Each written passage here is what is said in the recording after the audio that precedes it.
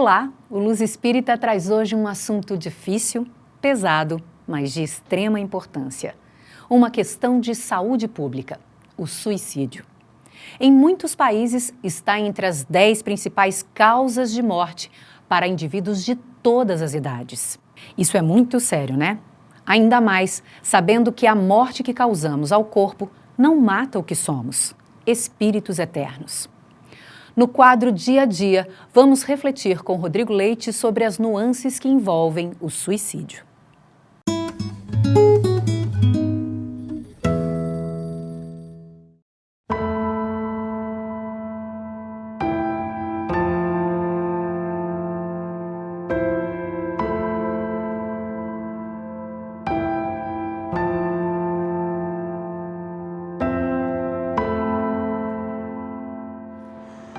Você sabia que ninguém quer se matar? O suicida, na verdade, quer matar a sua dor. Mas quais são essas dores? Como evitar? Como ajudar? Vem comigo. O programa de hoje vai falar sobre o suicídio, um tema triste, mas que precisa ser falado. Materialismo severo, solidão, depressão, enfermidades de todo gênero, violência, maus tratos, abusos de todo tipo, pobreza extrema, negligência e abandono familiar, drogas, distúrbios mentais, desesperança. Motivos que, somados à obsessão de espíritos menos felizes, levam o homem a cometer essa triste ilusão.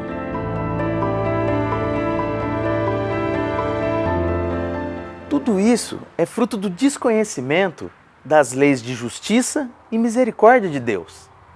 Isso mesmo, muitas vezes o entendimento equivocado da vida após a morte é fator definitivo para dar fim à própria vida. A morte do corpo físico não mata o espírito. Ele continua vivo para novos aprendizados e oportunidades. Quantos homens de ciência, apoiados na autoridade do seu saber, se esforçam por provar que nada existe depois da morte, esquecendo até que o nada simplesmente não existe e todo efeito tem uma causa, até a própria vida e como ela surgiu.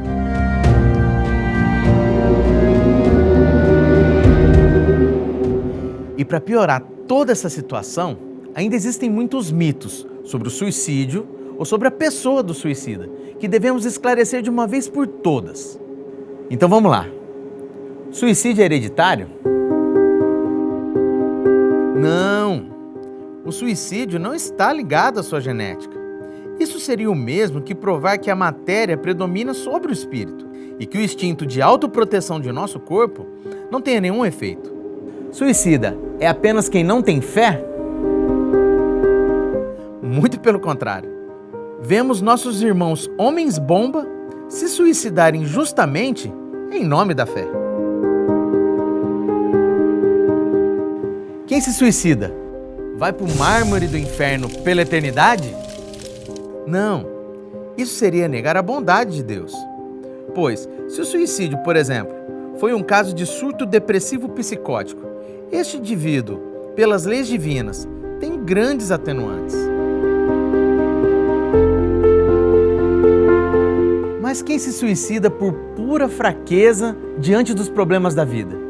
E aí? Sempre haverá uma nova chance.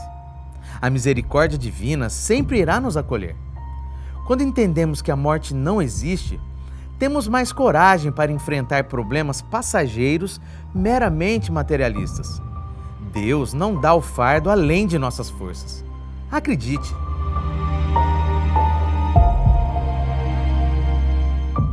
Ao ter conhecimento do tripé, ciência, filosofia e religião, é possível transformar a visão que se tem sobre a vida. A doutrina espírita dá provas que a vida não acaba. O espiritismo matou a morte. Você, por exemplo, já imaginou como se sente uma pessoa que quer dar fim à própria vida? Ou já se perguntou, como eu posso ajudar uma pessoa nessa situação? É muito importante ficarmos atentos com algumas pistas, em nós ou em quem está mais próximos de nós. a ideação suicida pode estar rondando os pensamentos. Clausura, principalmente nos mais jovens que talvez se sentem fracassados por qualquer motivo. Alterações de humor, excesso de raiva, sentimento de vingança, ansiedade, irritabilidade e sentimentos intensos de culpa ou vergonha são sinais aos quais você deve ficar atento. Eu queria sumir. A vida não vale a pena. Tô me sentindo tão sozinho. Eu queria existir. A vida não vale a pena. Eu queria sumir. Tô me sentindo tão sozinho. A vida não vale a pena. Frases como estas estão diretamente ligadas a pensamentos sobre a morte. O total desapego também é um sinal. Se você perceber que a pessoa está começando a fechar pontas soltas, faça uma intervenção o mais rápido possível. Pergunte: onde dói? Como eu posso ajudar? Saber ouvir é o mais importante. Isto porque os números são verdadeiramente alarmantes.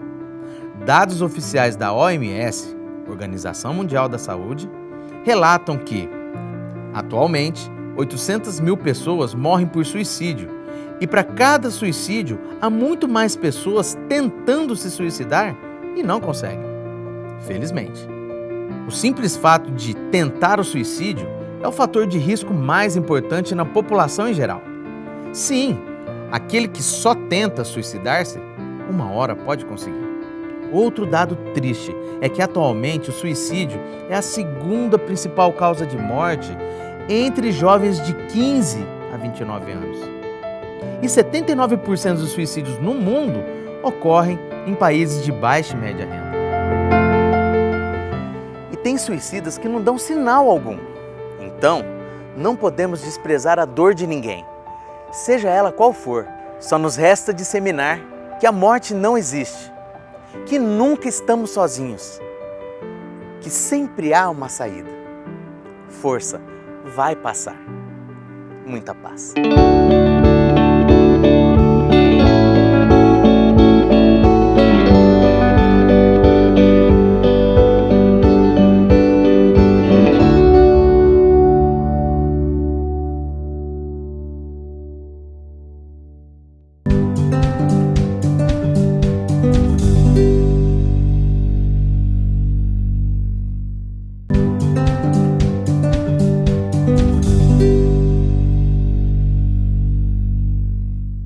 O Luz Espírita está recebendo André Trigueiro aqui no nosso estúdio. André, que é jornalista, conhecido e reconhecido pelos seus trabalhos dentro e fora do espiritismo, é autor de diversos livros, dentre eles um que se chama Viver é a Melhor Opção, que trata do assunto que nós vamos falar hoje, um assunto muito complicado que afeta a nossa humanidade. Nós vamos falar sobre o suicídio. André, obrigada pela sua participação, obrigada pela sua disponibilidade em nos atender. Prazer é meu, Luciana. Tudo de bom. André, vamos lá. Nós vivemos numa sociedade que valoriza muito mais o resultado do que as vivências no processo experienciadas. Sendo assim, você considera que pensar em suicídio é uma prática comum entre as pessoas? Em algum momento da sua vida a gente pensa em suicídio? Pensar em suicídio não é propriamente um problema. Os especialistas dizem que isso, aliás, é algo muito comum e frequente e não configura risco se esse pensamento deixa de inspirar, como na maioria absoluta dos casos é o que ocorre, uma maquinação, uma ideação suicida, um pensamento recorrente que vai ocupando um espaço importante na mente e pode, digamos, ir lenta e progressivamente se cristalizando. Então, pensar em suicídio é um dos pensamentos alusivos à nossa noção de finitude nesse plano. E é algo que, portanto, não tem implicações graves, repito, desde que isso não seja o ponto de partida da ideação suicida, que aí sim vai requerer atenção, acolhimento e tratamento. Você acha que as pessoas estão chegando a esse estado doentio de pensamento porque nós estamos com os nossos sentimentos não validados pelas pessoas, pela família, pela sociedade? Pode ser, mas o suicídio precisa ser entendido como um problema complexo, multifatorial. A gente jamais deveria, quando consultamos as fontes que se debruçam sobre esse tema há décadas, existe literatura sobre esse assunto, existe uma nova área da ciência que tenta desvendar as razões pelas quais uma pessoa comete suicídio. O suicídio, portanto, é um problema complexo e multifatorial. São inúmeras as causas, inúmeras as variáveis biológicas, orgânicas, culturais, emocionais, psicológicas, psíquicas, ambientais. Então, a gente está falando de algo que não é passível de uma leitura rápida, superficial e recortada. Jamais, por exemplo, uma pessoa que se realize uma tentativa de suicídio deverá ter uma única causa associada a esse gesto tão violento e dramático. Você pode ter uma causa predominante, uma causa prevalente. Por exemplo, uma desilusão amorosa fortíssima. Pode ser um fator de risco. Agora, se todas as pessoas com uma desilusão amorosa fortíssima, por isso, entendessem que o suicídio seria a resposta, teríamos um problema de gigantescas proporções, e não é assim que ocorre. Da mesma forma, a depressão. A maioria absoluta das pessoas com depressão não realiza tentativa de suicídio. Então, a gente tem que ter muito cuidado com as leituras, eu diria, reducionistas e apressadas que tenham a pretensão de explicar por que as pessoas realizam tentativas de suicídio. Cada caso vai exigir a sua abordagem muito cuidadosa e vai determinar uma rota terapêutica, uma forma de você tentar, isso é possível, é a boa notícia, diluir totalmente a ideia suicida. Todo suicida dá sinal ou existe um suicida que não dá sinal nenhum? Não, nem todos os suicidas, que eu não gosto de chamar de suicidas, eu diria nem todas as pessoas que nas suas fragilidades psíquicas ou emocionais têm a ideação suicida, demonstram que estejam determinadas a consumar esse ato. Pelo contrário, às vezes a gente vê, existem casos conhecidos assim de pessoas famosas, por exemplo, que até a véspera do suicídio estavam absolutamente de bem com a vida, sorrindo, interagindo com familiares e amigos.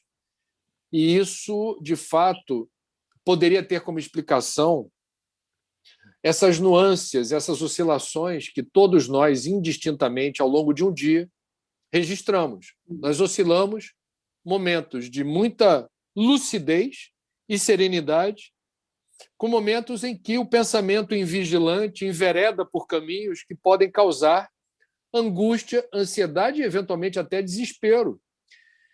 Então, a gente precisa ter esse cuidado de, ao acontecer com alguém próximo de nós não permitirmos com tanta facilidade a culpa.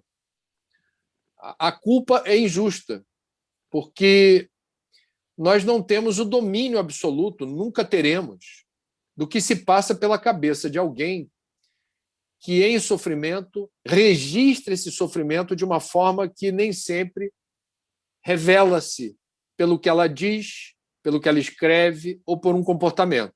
Agora, as pessoas que revelam alguma pista possível da ideia suicida, normalmente, não é uma regra rígida, se isolam socialmente, não interagem, não têm ânimo para falar sobre si próprias, não têm projetos pessoais, o olho não brilha, não tem viço, e aparentam estar em desacordo com a vida e com a existência. Nada importa mais, eu não estou mais tão ligado nas coisas, nada me motiva. E isso vai requerer atenção. Uma outra pista é o que se escreve, por exemplo, numa rede social ou num diário.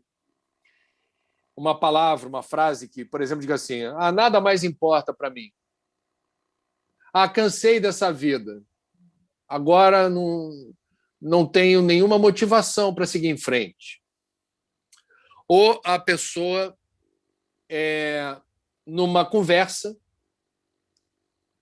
relata, nesses termos, algum desconforto.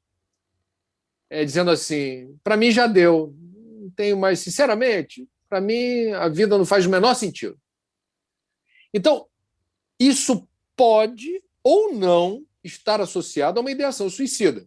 Quando surge um ensejo de palavras escritas ou formuladas oralmente nessa direção, nos alcançarem, se a gente testemunha essa ocorrência, o que se recomenda é que a gente faça uma abordagem acolhedora, amorosa, não é para julgar a pessoa, não é para recriminá-la, mas é para permitir um eventual desabafo, que pode confirmar um estado de desalento tão grande que resvala na ideação suicida, e procurar ajuda.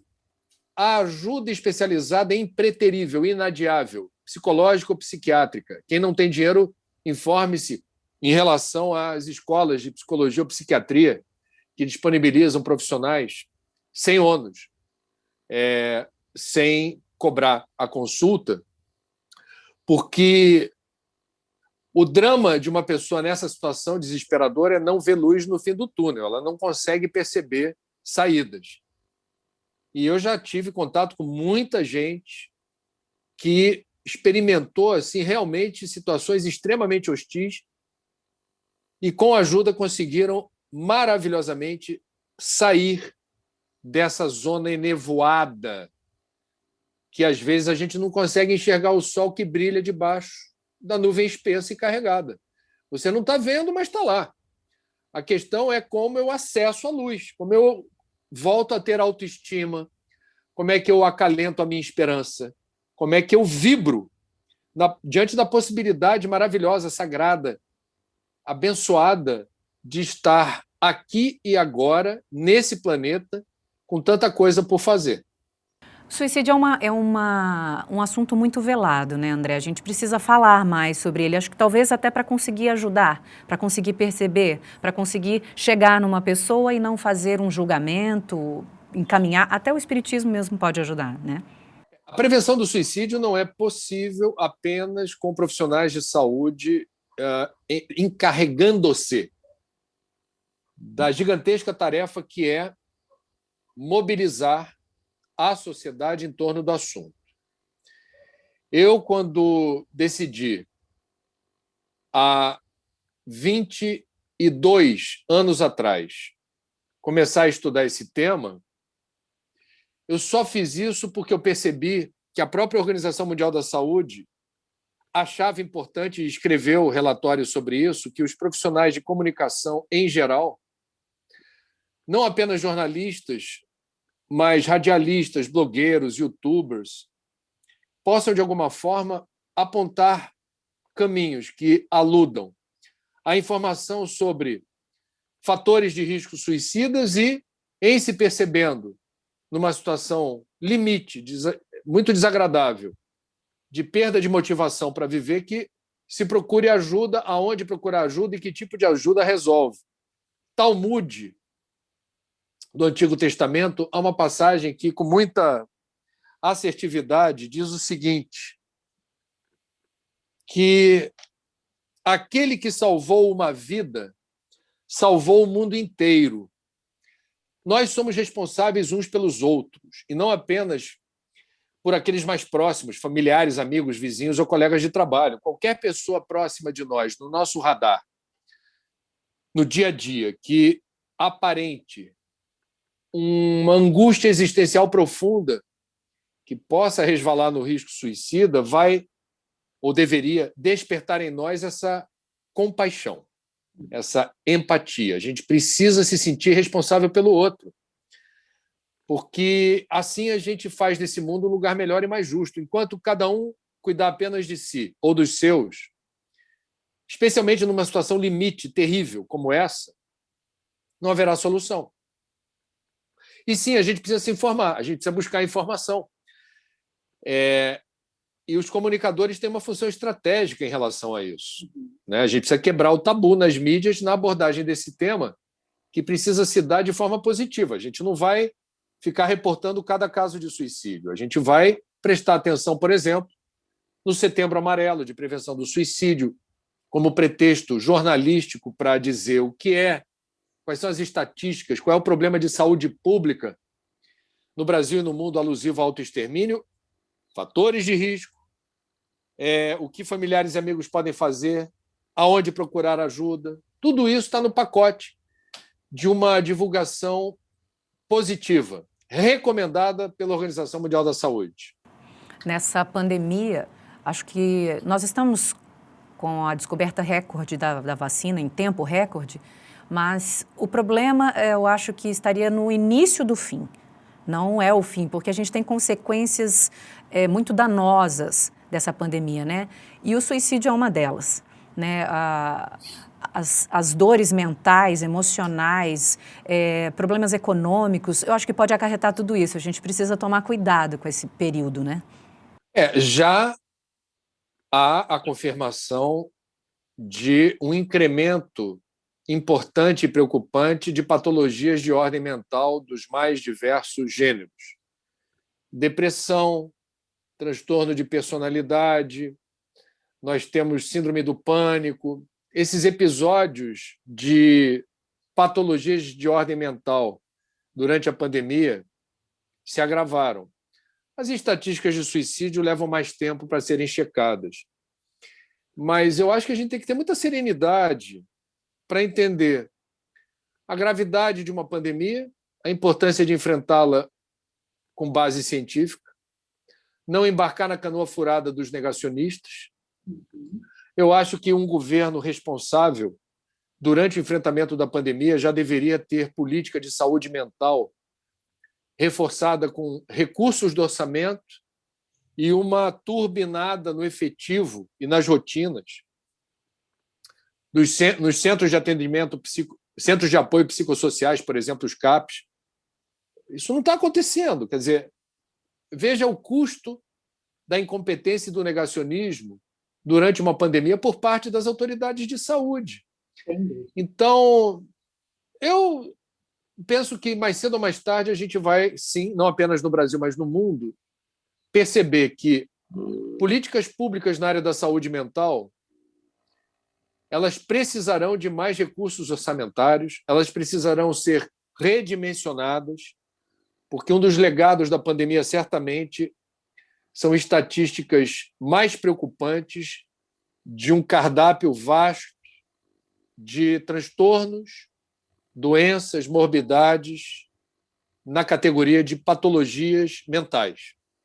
A gente tem que encarar os fatos. Isso é urgente, né, André? André, para a gente finalizar, eu queria que você dissesse para a gente como você acha que o espiritismo pode ajudar uma pessoa que esteja nesse estado doentio de pensamento. Bom, em primeiro lugar, a gente precisa ter a honestidade intelectual de que uma pessoa, por exemplo, de fé, ela não é blindada do risco de uma depressão ou de uma tentativa de suicídio.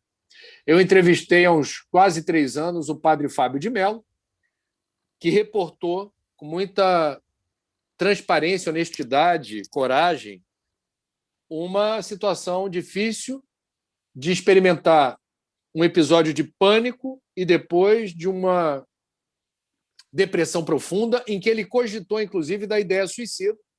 Tentou se desligar da igreja, o superior dele falou, não. Você vai passar por isso e você vai dar a volta por cima e você vai ser uma testemunho, né?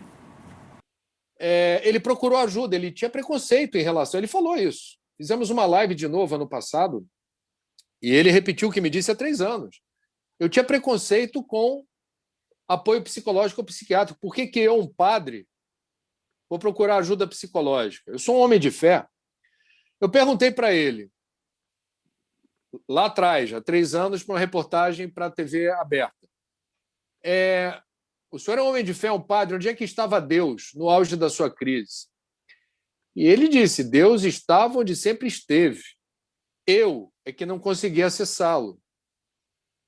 Respondendo objetivamente à sua pergunta, o Espiritismo ele oferece respostas. Ele explica a função da dor e do sofrimento como convites evolutivos.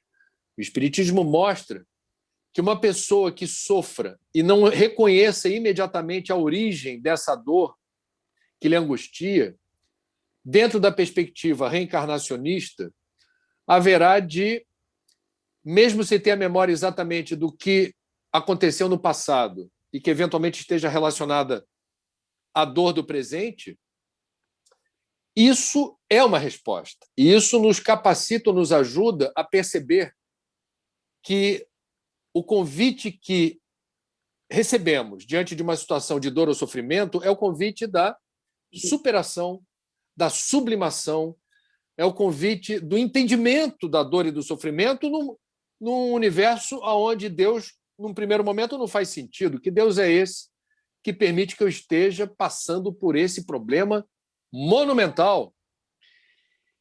E a dor e o sofrimento também solapam o orgulho da gente achar que não precisa de ajuda. Quer dizer, muitas pessoas sofrem de teimosas, com todo respeito, porque se sentem humilhadas de sofrer. Ou de pedir ajuda, né? O Pedro Bial fez um programa especificamente sobre suicídio. Eu fui um dos convidados e eu disse isso. Nós vivemos num mundo onde é feio sofrer, onde as pessoas que padecem de um momento muito delicado de dor e sofrimento se sentem humilhadas e se sentem alvo de rejeição, preconceito.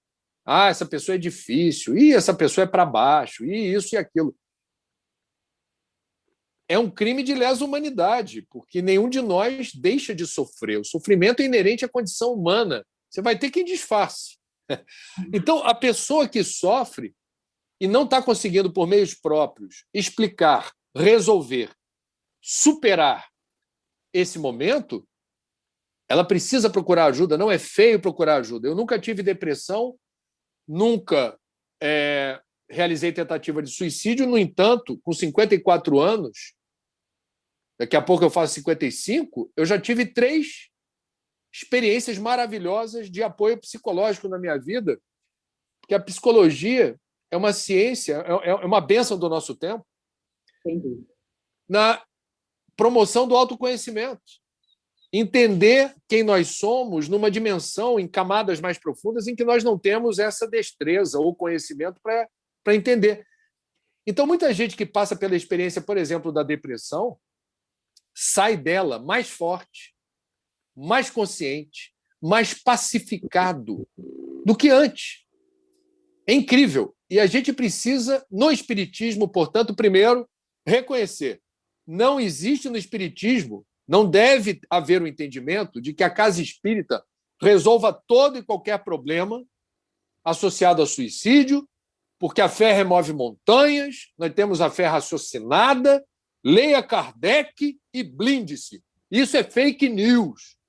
O Espiritismo é uma importante aliada, é um acessório, eu diria, de luxo, para a gente entender o que deve ser assimilado em termos de conhecimento e vivência, e, junto da doutrina dos espíritos, a ajuda especializada da ciência médica.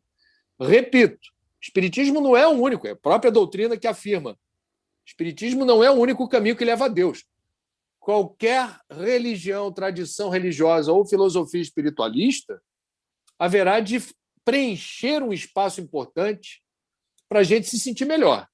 Agora, achar que esse preenchimento resolve por si mesmo a agonia existencial de uma pessoa que tem ideação suicida eu diria, é lamentável. É algo que a gente não deveria propagar porque não é verdade. André, gratidão pela sua disponibilidade em dividir o seu conhecimento conosco, para que a gente possa, de alguma forma, clarear as ideias das pessoas que estão neste momento, passando por este momento. E, mais uma vez, gratidão. Obrigado, Luciana. Tudo de bom. Força, coragem e fé. Isso também passa. Vamos que vamos. Essa pandemia e o pandemônio estão de passagem. Estão de passagem, se Deus quiser. Obrigada.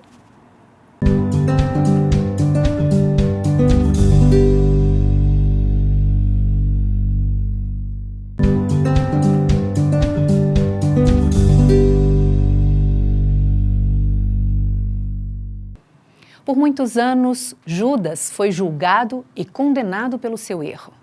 Mas você sabia que ele era um dos apóstolos que mais amava e acreditava em Jesus? Isso mesmo.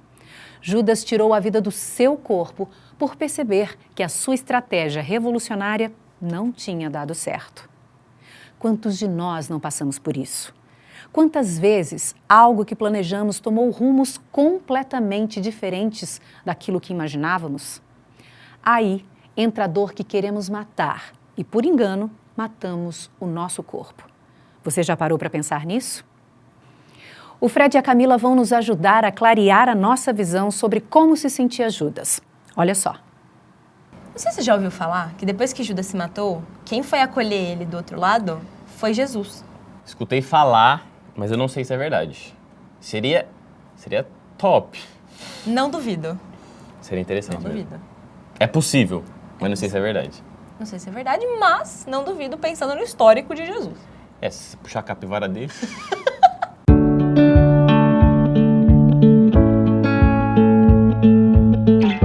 Seja bem-vindo a mais um quadro Jesus no Mundo. E no programa de hoje eu gostaria de começar com uma história. Imagine um homem que tem uma grande ideia e decide fundar uma empresa e vender um produto. Só que essa empresa tem que ser feita nos princípios que ele estabeleceu, naquilo que ele acredita, para que ela possa crescer de maneira saudável. Só que sozinho ele não consegue fazer as coisas. Então ele chamou um amigo. Esse amigo vem e fica vislumbrado com o produto que o cara está entregando e vai produzir. Só que esse amigo ele tem um pouco mais de ambição. Ele quer passar mais rápido, ele quer crescer a empresa de forma mais rápida. Se preciso, ele até fere os princípios do amigo fundador.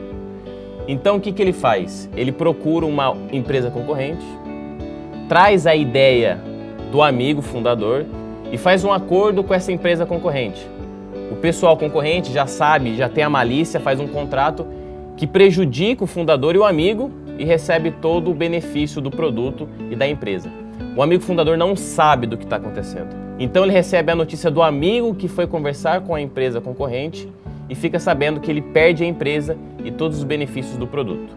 O amigo fundador fica muito triste, fica desolado, porque a família, ele e todas as pessoas que se beneficiavam da empresa ficam sem emprego e perdem os seus benefícios. O amigo que foi conversar com os concorrentes também perde tudo. Ele acreditava que os concorrentes poderiam ajudar e fazer com que a empresa crescesse, mas na verdade eles passaram a perna nesse amigo. Ele então fica morrendo de vergonha, não sabe muito o que fazer e decide então tirar a própria vida por vergonha. Mas eu acho que eu já ouvi essa história de algum outro jeito, em algum outro momento. A gente pode pensar um pouquinho que essa história nos remete à história de Judas. E Judas era revolucionário. Ele queria acelerar um pouquinho esse processo, porque para ele Jesus estava um pouco lento. Então ele vai e faz um acordo com aqueles que estavam perseguindo Jesus. A ideia não era entregar o seu amigo, trair a sua confiança. Era que naquele momento que Jesus fosse pego, ele também expandisse esse movimento pela agressividade ou que Deus intervisse para tentar salvar o seu filho naquela situação de morte. Mas Judas, depois que ele descobriu que na verdade Jesus não ia fazer isso, porque não era do perfil de Jesus agir dessa forma, e ele se sentiu enganado por aquelas pessoas. Tanto que se a gente for na história, ele volta àquelas pessoas que ele negociou, devolve as moedas e fala que ele pecou, que ele errou. Então esse momento, Judas foi tomado por uma culpa tão grande, uma vergonha, um remorso, que ele decide acabar com aquela dor. E a forma que ele encontrou foi tirando a própria vida. E a gente tem que concordar num ponto. As religiões cristãs, elas podem divergir em várias situações, em alguns aspectos ali, mas todas elas entram em consenso em uma coisa. O suicídio, ele não é uma forma de aliviar o nosso sofrimento ou dissipar a nossa dor. E muito mais do que isso, ele gera um sofrimento muito maior para nós mesmos, que optamos por esse caminho, e para todos aqueles que estão à nossa volta e que ficam aqui com aquela dor da saudade, aquela dor de culpa também. Será que a gente não viu? Será que a gente deixou passar alguma coisa? Será que a gente podia fazer alguma coisa? Será que Judas, se tivesse alguém do seu lado, ou tivesse contado para alguém como é que ele estava se sentindo, será que ele teria ido por um outro caminho? A gente pode ver, tanto nessa história de Judas como em todo o programa, que o assunto suicídio é muito importante ser tratado. E uma das coisas que a gente tem que falar, mesmo que rapidamente, é sobre tratamento. E aqui a gente vai puxar a sardinha para o Evangelho. Mas eu tenho que citar, por exemplo, que a ajuda médica é importante, a ajuda de um psicólogo é importante, exercício físico ajuda e até alimentação pode ajudar nesse quadro. Mas uma coisa que é fundamental para todos é o amor. O amor é importante para todos aqueles que estão em volta de uma pessoa com ideação suicida. Porque uma coisa temos que concordar, Jesus, ele sempre acolhia a dor das pessoas. Você nunca vai ver no Evangelho Jesus medindo a dor de alguém. Ele nunca vai falar assim, ó, essa dor sua é menor do que a do fulano. Nunca. Da mesma forma, você não vai encontrar Jesus perguntando a dor da pessoa. Você sempre vai encontrar alguém chegando até Jesus e falando da sua dor. Ele nunca vai perguntar o que você está sentindo. Ele só vai ajudar. Ele só vai fazer o que tem que ser feito. E quando nós falamos de suicídio, de pessoas que têm essa ideação suicida, o acolhimento é fundamental. Não pese a dor de alguém. É muito comum nós, seres humanos, julgarmos a dor do outro. Falar que ela não é tão dolorosa, que não é para tanto. Então, uma pessoa pode chegar lá no centro espírita, no centro que você frequenta mesmo, e tá com uma dor muito grande. E você negligenciar, falar que não é para tudo isso. E nesse momento, ela pode cometer um suicídio. Ela pode sair dali e não se sentir acolhida. Então é importante que nós, do círculo que envolve essa pessoa, estejamos atentos aos pequenos sinais e à dor que aquela pessoa está sentindo. Porque a gente não sabe o que passa na cabeça de cada um, a dor de cada um, porque a sua dor é diferente da minha e eu não posso julgar. E você nunca, eu vou repetir, você nunca vai ver Jesus julgando a dor de alguém. E suicídio é um assunto tabu, é um assunto invisível. Todo mundo sabe que está aí, mas pouca gente tem a coragem de falar sobre isso. Nós precisamos entender que ouvir o outro, estar presente para o outro é fundamental. O suicídio é um longo caminho, é um caminho de dor e sofrimento. Imagina você, está passando por uma situação difícil, sofrida e se vê sozinho. Você precisa de ajuda, mas você olha para o lado e não tem ninguém. Esse é o nosso papel, essa é a nossa responsabilidade. É o acolhimento, como o Fred falou, e é ouvir.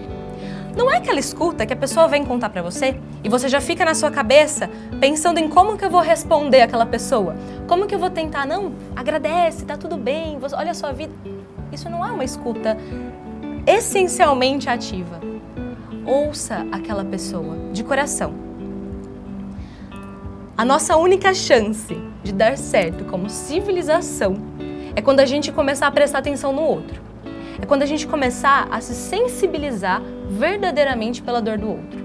E é nesse momento, quando a gente criar esse apoio, essa rede de apoio com as pessoas, é que a gente vai começar a entender o que Jesus trouxe pra gente. Então não se esqueça, você não está sozinho. Você é a pessoa certa. Deus, ele não erra com a gente. Então, se você está aí me ouvindo, abra os seus ouvidos, abra os seus olhos, enxergue as pessoas. Seja instrumento dessa vontade de Deus. Tchau, pessoal. Até o próximo programa. Tchau, pessoal. Até a próxima. Eita, Matilde. Então, vamos lá. Eu não tô achando as palavras bonitas, entendeu? As palavras do No confrade. bar falava isso. No bar eu falava assim, Jesus meteu o louco mesmo? E é isso!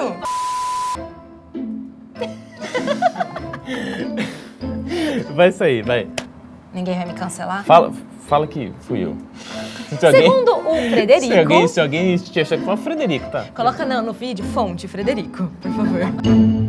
Hoje vimos no programa a importância de atos simples como se observar, perceber o caminho das nossas emoções, de uma boa escuta. O poder do diálogo sem julgamentos, porque quando você consegue desabafar em um ambiente de compreensão, de acolhimento, sem críticas e principalmente sem condenações e sem desvalorizar a dor, seja ela qual for, a gente se alivia. Assim, é possível ter um olhar mais atento para o seu interior e ver quais os recursos você tem para lidar com situações que não são nada fáceis. Descobrimos também que ninguém quer tirar a própria vida, mas sim acabar com a dor que machuca tanto. E que ela, A morte simplesmente não existe.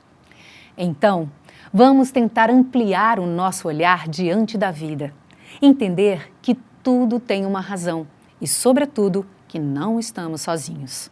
A cura para toda dor. Acredite. E não se esquece de se inscrever nos nossos canais e acompanhar as nossas redes sociais. Lá tá cheio de conteúdo bacana que vai te ajudar a se fortalecer. O programa Luz Espírita volta na próxima semana e eu espero você. Até lá!